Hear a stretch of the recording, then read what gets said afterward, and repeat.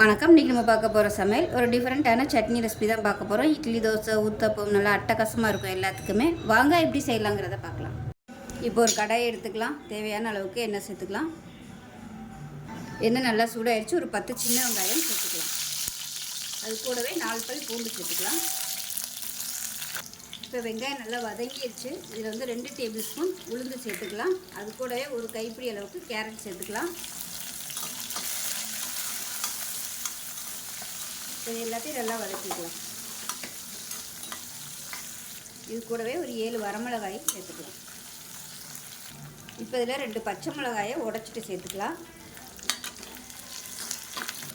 இப்போ இதில் மீடியம் சைஸாக 2 தக்காளி சேர்த்துக்கலாம்.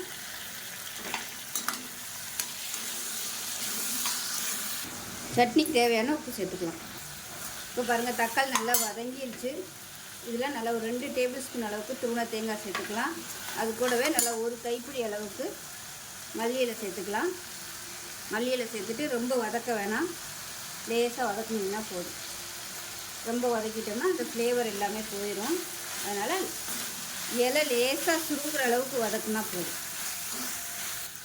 இப்போ பாருங்கள், நல்லா வதங்கிடுச்சு. அமர்த்திடலாம். ஆறுனதுக்கப்புறமா மிக்ஸி ஜாரில் சேர்த்து நல்லா நைஸாக அரைச்சிட்டு பார்க்கலாம். இப்போ பாருங்கள், சட்னி வந்து நல்லா நைஸாக அரைச்சாச்சு. ஒரு பவுலில் சேர்த்துக்கலாம். இப்போ மிக்ஸியை அலசிட்டு தண்ணி சேர்த்துக்கலாம். இப்போ நல்லா மிக்ஸ் பண்ணி விட்டுக்கலாம். மிக்ஸ் பண்ணி விட்டு எப்பயும் போல் கடுகு, உளுந்து, கருவேப்பிலை, பெருங்காயம் போட்டு தாளிச்சிருக்கேன். அதை சேர்த்துக்கலாம் சட்னியில். அவ்வளோதான், சூப்பரான சட்னி ரெடி ஆயிடுச்சு. கேரட் மல்லி சட்னி டேஸ்ட் நல்லா அட்டகாசமாக இருக்கும்.